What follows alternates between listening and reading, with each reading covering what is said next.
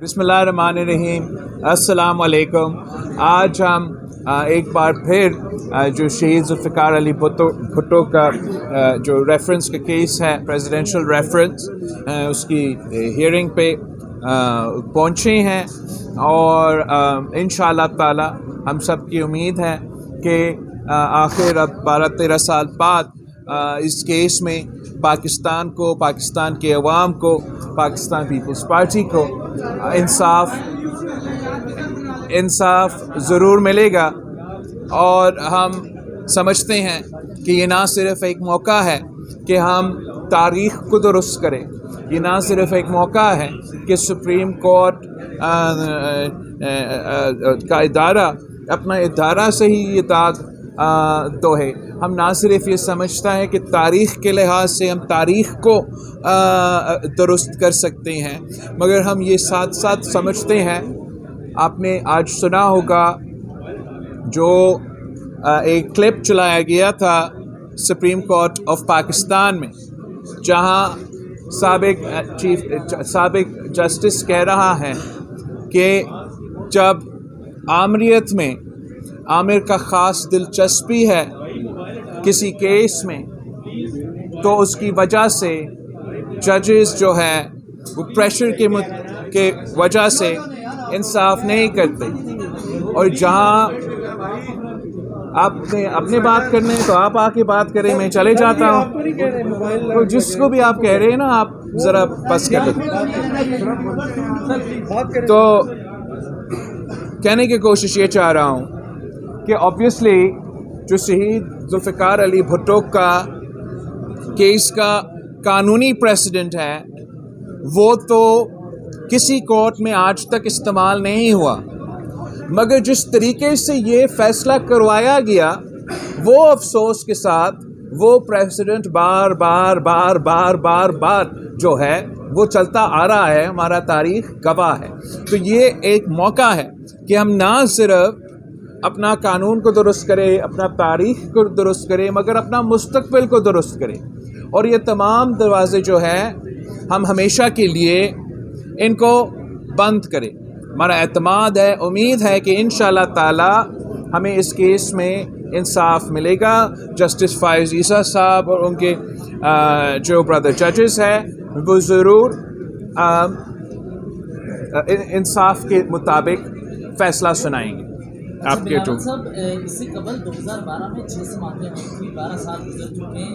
ये ऐसा तो नहीं लग रहा कि आज फिर 2-3 समातें होंगी, उसके बाद केस 15-20 साल के लिए लटक जाएगा? तो यही तो वजह है कि हम चाह रहे थे कि इस केस को इलेक्शन के बाद पोस्टपोन करने के बजाय ये केस चलते रहें, और इसका अगर मुमकिन हो तो जल्द से जल्द का मतलब इलेक्शन से पहले, लेकिन अगर इलेक्शन से पहले किसी की वजह से इतने सारे एमिकसेस है, सब कुछ सुनना है, वो फ़ैसला नहीं आ सकते, तो उसके बाद फ़ैसला आए। मगर ये जो आपने बात उठाया था, इसका हम ज़रूर इसका थोड़ा सा एक रहता है दिमाग में कि पहले जब जस्टिस इफ्तिखार चौधरी साहब था तो 1-2 हियरिंग्स रख के वो फ़ैसला पे नहीं पहुंच सके। अब उम्मीद पूरा है हमारा जस्टिस फ़ाइज़ ईसा से कि वो रिपीट नहीं होगा। हमारा ख्वाहिश ज़रूर ये था कि इस केस को हम मुसलसल सुनते रहें, मगर इंशाअल्लाह ताला जैसी इलेक्शंस मुकम्मल हो जाते हैं तो इस केस का कंक्लूजन का उम्मीद है। बिलावल साहब ये बताइएगा कि I can't answer 10 people at once। एक इलेक्शन कमीशन भी जो है मुस्ताफी हो रहे हैं, इस तरफ सेनेट की जानिब से भी करारदातें आ जाती हैं, समझते नहीं कोई कहीं कुछ और खिचड़ी तो नहीं पकड़ी? नहीं, इलेक्शंस तो फरवरी 8 पे हो रहे हैं। मैंने पहले भी कहा है कि सेनेट का करारदाद अपनी जगह, आप अक़वाम मुत्तहिदा से भी करारदाद पास करवा दे। 8 फरवरी को इलेक्शंस हो रहे हैं, और मैं ये क्यों कह रहा हूँ? मैं इसलिए कह रहा हूँ कि जस्टिस फ़ाइज़ ईसा साहब ने ये कहा है कि पत्थर में लिखा हुआ है कि फरवरी 8 पे इलेक्शंस होंगे। तो आप मुझे बताएं कि अगर 3-4 सेनेटर्स उठ के कहते हैं कि इलेक्शंस डिले किया जाए, क्या उनका बात में زیادہ قانونی اور آئینی وزن ہے یا چیف جسٹس آف پاکستان کا فیصلہ میں زیادہ قانونی اور آئینی وزن ہے؟ تو یہی وجہ ہے کہ ہم کہہ رہے ہیں کہ 8 فروری پہ الیکشنز ہوں گے. آپ سب ضرور تیاری پکڑیں کہ 8 فروری کو آپ جا کے ووٹ ڈالیں اور اپنے مستقبل کے فیصلے کریں. ایک نظیر صاحب آپ بتائیں. بلاول صاحب پاکستان پیپلز پارٹی کس جماعت کے ساتھ سیٹ ایڈجسٹمنٹ کا ارادہ رکھتی ہے اور ایم کیو ایم سے، چونکہ اس وقت ایم کیو ایم بھی آپ کے مقابل ہے کراچی میں کیا پوزیشن ہے؟ کراچی میں الحمدللہ پاکستان پیپلز پارٹی نے بہت ترقی کیا ہے. یہ پاکستان کی تاریخ میں پہلی بار پاکستان پیپلز پارٹی نے حال ہی میں کراچی کا بلدیاتی الیکشنز اور حیدرآباد کا بلدیاتی الیکشنز جیتے ہیں.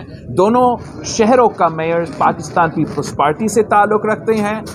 جب پاکستان بھر میں بائی الیکشنز ہو رہے تھے اور خان صاحب خود مختلف سیٹوں سے لڑ رہے تھے اور تمام سیاسی پارٹیز پی ٹی آئی کا مقابلہ کر رہے تھے، تو اس وقت بھی صرف اور صرف پاکستان پیپلز پارٹی نے پی ٹی آئی کو شکست دلوا کے ملتان کا بائی الیکشن جیتا، پی ٹی آئی کو شکست دلوا کے کراچی کا بائی الیکشن جیتا. اس سے پہلے جب ہم بائی الیکشنز میں خان صاحب کے دور میں بائی الیکشنز لڑ رہے تھے تو تب ہم نے نون لیگ کو ان کے سپوزڈلی ان کی اپنی سیٹ پہ شکست دلوایا. تو میں کافی پرامید ہوں کہ کراچی کے عوام انشاءاللہ تعالی اس بار پاکستان پیپلز پارٹی کو ضرور موقع دیں گے. اور یہ پہلی دفعہ ہوگا جب پاکستان پیپلز پارٹی کے پاس نہ صرف کے ایم سی کا بلدیاتی نظام ساتھ ہوگا مگر صوبائی حکومت بھی ساتھ ہوگا اور انشاءاللہ تعالی وفاقی حکومت بھی ساتھ ہوگا. تو میں بڑا اچھا طریقے سے کراچی میں وہ کام کر سکتا ہوں. بلاول صاحب ایک کوشچن ادھر سے. بلاول صاحب کیس تو باتیں کر رہے تھے، تنقید کا نشانہ بھی بنا رہے ہیں. اگر جب الیکشن ہوتے ہیں اور رزلٹ آتا ہے اور آپ کو اتحاد کرنا پڑتا ہے تو آپ کو نہیں لگتا کہ یہ باتیں سامنے آئیں گی؟ دوسرا پاکستان پیپلز پارٹی سے بھی ایک بار انتخابی نشان چھینا گیا تھا، اب پی ٹی آئی سے چھینا جا رہا ہے، تو کیا لگتا ہے کہ ان کو واپس ملنا چاہیے یا نہیں؟ آپ نے 2 سوال کیا ہے. جہاں تک الیکشنز کی بات ہے وہ تو الیکشنز کی بعد کی باتیں ہیں، الیکشنز کے پہلے کی باتیں نہیں ہیں.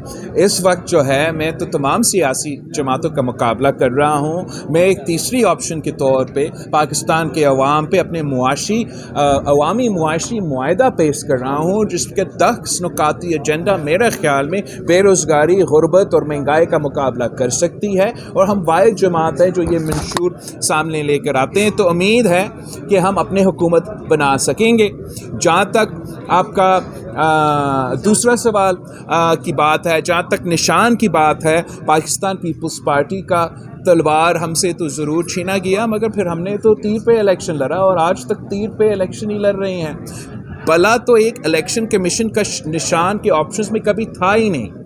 یہ خاص طور پہ خان صاحب اور پی ٹی آئی کو انڈیو فیور کرنے کے لیے الیکشن کمیشن کو انفلوئنس کیا گیا اور الیکشن کمیشن کے نشان کے آپشنز میں زبردستی پلہ دلوایا گیا تاکہ پاکستان کے عوام کا تو محبت ہے کرکٹ کے ساتھ، یہ تو ہم انکار نہیں کر سکتے، مگر اس کا غلط فائدہ اٹھاتے ہوئے وہ پی ٹی آئی کو سیاسی فائدہ پہنچاتے تھے.